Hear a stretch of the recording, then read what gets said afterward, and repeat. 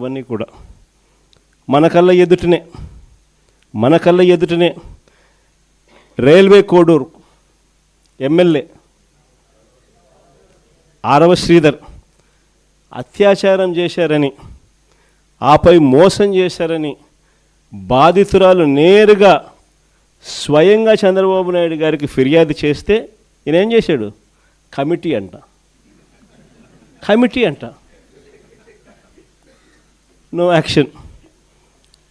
ఆయన పార్టీకి చెందిన మరో ఎమ్మెల్యే సత్యవీడు ఎమ్మెల్యే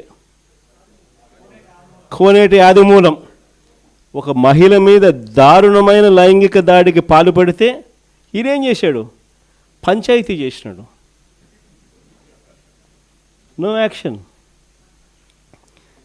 కేజీబీవీ మహిళా ప్రిన్సిపల్ మీద వేధింపులకు పాల్పడ్డ ఆముదాల వలస టీడీపీ ఎమ్మెల్యే కూన రవికుమార్ మీద ఏం యాక్షన్ తీసుకున్నాడు?